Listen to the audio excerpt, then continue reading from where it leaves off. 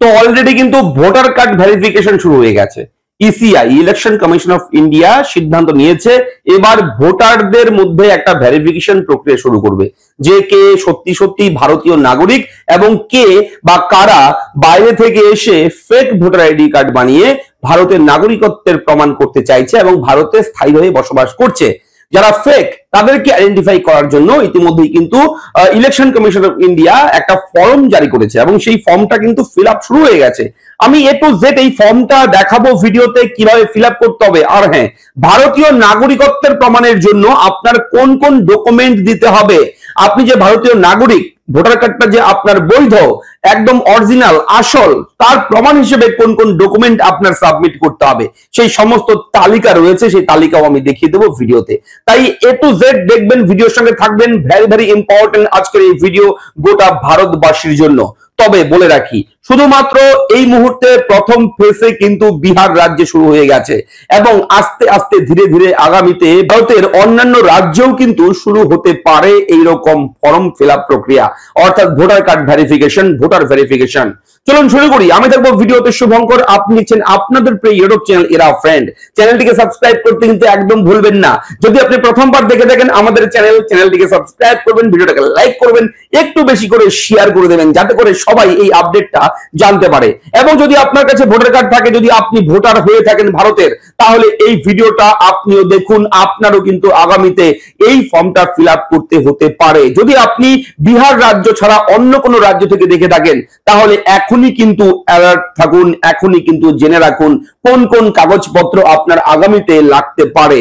Election commission of India কিন্তু জারি করে দিয়েছে দুটো ল্যাঙ্গুয়েজে এই ফর্ম, এক হচ্ছে ইংরেজিতে আর দুই হচ্ছে হিন্দিতে, এবং সেটা বিহার রাজ্যে কিন্তু শুরু হয়ে গেছে। তবে আপনি ত্রিপুরা থেকে দেখছেন, আসাম থেকে দেখছেন, পশ্চিমবঙ্গ রাজ্য থেকে দেখছেন, কিংবা ভারতের অন্য কোনো রাজ্য থেকে দেখছেন, তাহলে ভিডিওটি স্কিপ করবেন না। চলুন শুরু করি, আর কথা বাড়াচ্ছি না। তো আপনাকে বলবো, আপনি অবশ্যই চ্যানেলটিকে সাবস্ক্রাইব করবেন। এরা ফ্রেন্ড ইউটিউব চ্যানেল প্রতিদিন আপনার জন্য বিভিন্ন জরুরি ব্রেকিং আপডেট দিয়ে থাকে। চ্যানেলটা সাবস্ক্রাইব করতে একদম ভুলবেন না।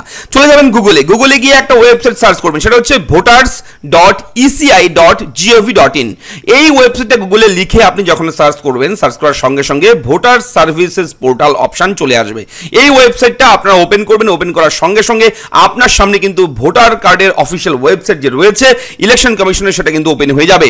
এবং এখানে একটা পপ আপ মেসেজ শো হচ্ছে এখন এই মুহূর্তে, এবং সেটা বিহার রাজ্য নিয়ে এই মুহূর্তে আপডেট রয়েছে।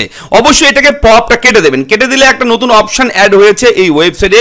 দেখবেন একটা অপশন, দেখবেন enumeration form Bihar, download pre field form option রয়েছে, এবং দুটো language, view in English, view in Hindi. তো ইংলিশে এখানে যখনই আপনি ক্লিক করবেন, ক্লিক করলেই কিন্তু সেই ফর্মটা কিন্তু ওপেন হয়ে যাবে। Format for enumeration form online option will be available soon. খুব শীঘ্রই কিন্তু এটা অনলাইনের মাধ্যমে চালু হতে চলেছে, বর্তমানে অফলাইন কিন্তু ফর্ম রয়েছে।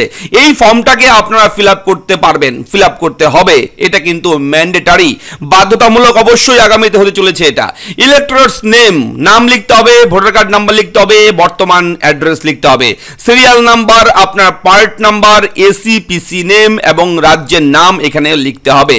এখানে একটা পাসপোর্ট কারেন্ট ফটো, বর্তমান সম্প্রতি তোলা একটা পাসপোর্ট ছবি এখানে কিন্তু লাগাতে হবে।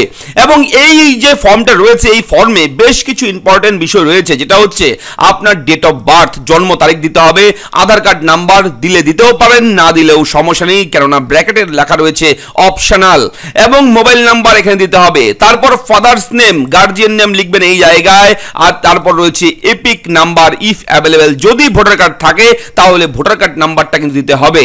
এরপর রয়েছে মাদার্স নেম, মায়ের নাম লিখতে হবে, মায়ের ভোটার কার্ড নাম্বার লিখতে হবে। তারপর স্পাউস নেম, যদি কোনো বিবাহিত স্ত্রী, বিবাহিত মহিলা যদি এখানে আবেদন করে তাহলে স্বামীর নাম লিখবে এখানে, এবং যদি কোনো হাজবেন্ড, কোনো বিবাহিত পুরুষ যদি আবেদন করে তাহলে তার স্ত্রীর নাম এখানে কিন্তু লিখতে হবে এবং তার ভোটার কার্ড নাম্বার দিতে হবে। এবং এটা সিম্পল মেথড রয়েছে প্রথমের পার্ট, কিন্তু ডিক্লারেশনটা বুঝতে হবে। এই ডিক্লারেশন সেকশনটা খুবই খুবই খুবই ইম্পর্টেন্ট। এটা কিন্তু ভালো মতন না বুঝলে আপনার ভোটার কার্ড ভবিষ্যতে বাতিলও করে দিতে পারে ইসিআই, অর্থাৎ ইলেকশন কমিশন অফ ইন্ডিয়া। ঠিক আছে, অবশ্যই বি সিরিয়াসলি বুঝবেন। আমি এ টু জেড বুঝিয়ে দেওয়ার চেষ্টা করছি, একটু জুম করে নিচ্ছি বোঝানোর সুবিধার্থে। I hereby declare that to the best of my knowledge, অর্থাৎ আমার সমস্ত তথ্য আমি দিচ্ছি, আমার সত্য ঘটনা সমস্ত কিছু, কোনো মিথ্যা নেই, সমস্ত কিছু সত্য, আমি ডিক্লারেশন দিলাম, এরকম একটা লেখা রয়েছে প্রথমে। 1 নম্বর রয়েছে I am above 18 years of age, ordinary resident on the above address and citizen of India and ব্র্যাকেটে টিক এনি ওয়ান লেখা রয়েছে, যে কোনো একটাতে আপনি টিক দেবেন, অর্থাৎ আপনি 18 বছর বয়স হয়েছে আপনার, সেটার একটা লেখা রয়েছে। এরপর দেখুন I was born in India before 1/7/1987, যারা 1/7/1987 সালের আগে যারা জন্মগ্রহণ করেছে তাদের জন্য এই পার্ট, এবং এর পরের পার্ট রয়েছে 1/7/1987 থেকে 2/12/2004, অর্থাৎ যারা এই 1/7/1987 সাল থেকে 2/12/2004 এই সালের মধ্যে জন্মগ্রহণ করেছেন তাদের জন্য এই সেকেন্ড পার্ট, এবং থার্ড পার্ট হচ্ছে 2/12/2004 এর পরে যারা জন্মগ্রহণ করেছে ভারতে তাদের জন্য। প্রথমে কি রয়েছে এখানে, provide any document for self from the list given below establishing date of birth and or place of birth. আপনি এই 1/7/1987 সালের আগে যদি জন্মগ্রহণ করে থাকেন তাহলে আপনার প্রমাণ হিসেবে লিস্টে তালিকায় থাকা যে কোনো একটা ডকুমেন্ট আপনি দেবেন, সেটা আপনার জন্মের প্রমাণ হতে পারে, সেটা আপনার জন্মের স্থান, যে জায়গায় জন্মগ্রহণ করেছেন সেই স্থানের একটা প্রুফ হতে পারে, তো যে কোনো একটা দেবেন। এখানে মাঝখানে একটা অর লেখা রয়েছে, তার মানে হয় বার্থ অথবা প্লেস, যে কোনো একটা ডকুমেন্ট দেবেন লিস্টে থাকা, এবং লিস্টটাও রয়েছে, লিস্টটাও আমি দেখিয়ে দেবো যে লিস্টে কোন কোন ডকুমেন্টের নাম রয়েছে। এরপরে রয়েছে 1/7/1987 থেকে 2/12/2004 এই তারিখের মধ্যে যদি ভারতে জন্মগ্রহণ করে থাকেন তাহলে আপনার কোন কোন ডকুমেন্ট লাগবে। প্রথমেরটা রয়েছে সেম আগেরটার মতো, এবং পরেরটা রয়েছে provide any document for father or mother, বাবা অথবা মায়ের ডকুমেন্ট লাগবে, প্লেস অফ বার্থ অথবা ডেট অফ বার্থ, এই দুটোর মধ্যে যে কোনো একটা ডকুমেন্ট দেবেন। এবং 3 নম্বরে রয়েছে 2/12/2004 এই তারিখের পরে যারা ভারতে জন্মগ্রহণ করেছেন তাদের কিন্তু অবশ্যই এখানে সেই আগেরটা আগের মতোই রয়েছে, অফ বার্থ রয়েছে এবং প্লেস অফ বার্থ রয়েছে। তারপর রয়েছে ফাদার, বাবার কোনো রকম ডকুমেন্ট দিতে হবে জন্মের অথবা জন্ম জায়গার, এবং তারপর রয়েছে if any parents is not Indian, provide a copy of his her valid passport and visa at the time of your birth, অর্থাৎ যখন জন্ম হয়েছে, যে সালে জন্ম হয়েছে সেই সাল অনুযায়ী আপনার বাবা মায়ের কিংবা আপনাদের যদি কারোর কোনো রকম ইন্ডিয়ান পাসপোর্ট থাকে, ভ্যালিড পাসপোর্ট থাকে, ভিসা থাকে সেই ডেটের মধ্যে। এবং এরপরে লাস্টের যে প্যারাটা রয়েছে, এখানে লাস্টের যে লাইনটা রয়েছে এটা ভালো করে বুঝুন আগে। If any parent is not Indian, যদি কারোর মা বাবা ভারতীয় নাগরিক না হয়ে থাকে, হয়তো বাইরে রয়েছে, বিদেশে থাকে মা বাবা, কিন্তু আপনি হয়তো ভারতে আছেন, তাহলে আপনার কি করতে হবে, তাহলে আপনার অবশ্যই কিন্তু তাদের একটা পাসপোর্ট ভিসা দিতে হবে, ঠিক আছে, সেই ডেট অফ বার্থ যে রয়েছে, টাইম অফ বার্থ যে রয়েছে সেই অনুযায়ী আপনাদের কিন্তু সেই ভ্যালিড পাসপোর্ট ভিসা দিতে হবে। অথবা এই নিচে রয়েছে কি, তারপর রয়েছে আরেকটা option, I was born outside of India, আপনি ভারতের বাইরে আপনি জন্মগ্রহণ করেছেন, তার জন্য birth resident issue Indian mission award রয়েছে, তা প্রুফ দিতে হবে তার জন্য। এবং এরপর রয়েছে I have acquired Indian citizenship my registration, ঠিক আছে, রেজিস্ট্রেশন অথবা naturalisation attach certificate of registration of citizenship, ঠিক আছে, এই ডকুমেন্টগুলো অবশ্যই লাগবে। কি কি লাগবে আমি লিস্ট দেখাবো, ঠিক আছে, নিচের দিকে যাবেন, নিচের দিকে যাওয়ার পর দেখবেন এখানে ডেট প্লেস লেখার জায়গা আছে, এখানে সিগনেচার করবেন, যারা সই করতে পারে না তারা অবশ্যই আঙুলের ছাপ দেবেন।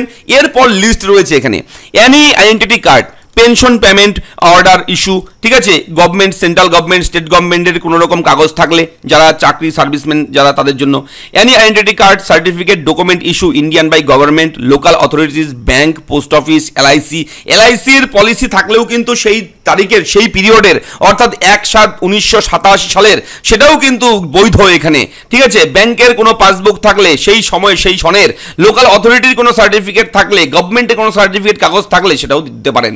তারপর হচ্ছে বার্থ সার্টিফিকেট ইস্যুড বাই রয়েছে অথরিটি, যে সরকারের দ্বারা কোনো রকম সরকারি যদি বার্থ সার্টিফিকেট থাকে সেটাও দিতে পারেন। তারপর পাসপোর্ট দিতে পারেন থাকলে, মাধ্যমিকের কিংবা কোনো রকম এডুকেশন সার্টিফিকেট, বোর্ড কিংবা ইউনিভার্সিটির সার্টিফিকেট থাকলে দিতে পারেন সেই সময়কালের। কম্পিটেন্ট স্টেট অথরিটি যদি থাকে, পার্মানেন্ট রেসিডেন্ট সার্টিফিকেট সেই সমকালের সেটা দিতে পারেন। ফরেস্ট রাইট সার্টিফিকেট থাকলে দিতে পারেন। ওবিসি, এসটি, এসসি যে কাস্ট সার্টিফিকেট সেগুলো থাকলেও আপনি দিতে পারেন। ন্যাশনাল রেজিস্টার অফ সিটিজেন এগুলো থাকলে দিতে পারেন। Family register register prepared by state local authority, any land house allotment certificate by government, যদি ঘর পেয়ে থাকেন সরকারিভাবে সেই সময় কোনো সরকার যদি ঘর দিয়ে থাকে আপনাকে জমি দিয়ে থাকে কখনো, ঠিক আছে, সেগুলো থাকলে সেইগুলোও কিন্তু দিতে পারেন। তো এই ডকুমেন্টগুলো কিন্তু আপনাদের মধ্যে, এই ডকুমেন্টগুলোর মধ্যে যে কোনো এক দুটো ডকুমেন্ট আপনাদের থাকলেই কিন্তু চলবে, কোনো সমস্যা নেই, ঠিক আছে। এক দুটো ডকুমেন্ট থাকলেই আপনারা কিন্তু আপনাদের ভোটার হিসাবে আপনি কিন্তু ভেরিফাই করতে পারবেন, আপনার কাগজপত্র, আপনার নিজের ভোটার কার্ড সমস্ত কিছু কিন্তু আপনি ভেরিফাই করতে পারবেন। তো এটা কিন্তু শুধুমাত্র বিহারের জন্য শুরু হয়েছে, প্রথমেই বলেছি ভিডিও শুরুতেই যে বিহারের জন্য শুরু হয়েছে এটা।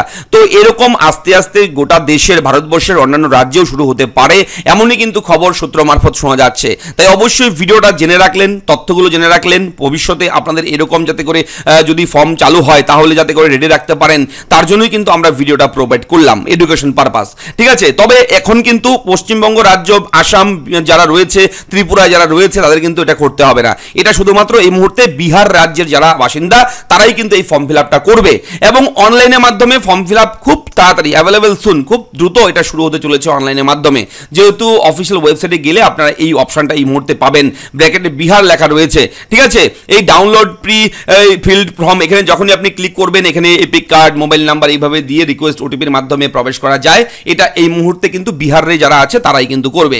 তো কেমন লাগলো আপডেট লিখে জানাবেন, চ্যানেলটাকে সাবস্ক্রাইব করবেন, কোথাও কোনো রকম ডাউট থাকলে কমেন্ট করবেন, আপনাদের কি মতামত রয়েছে এই বিষয়ে আপনি অবশ্যই কমেন্ট করে আপনার মতামত জানাতে ভুলবেন না। দেখা হচ্ছে পরবর্তী ভিডিওতে, ভালো থাকুন, ধন্যবাদ।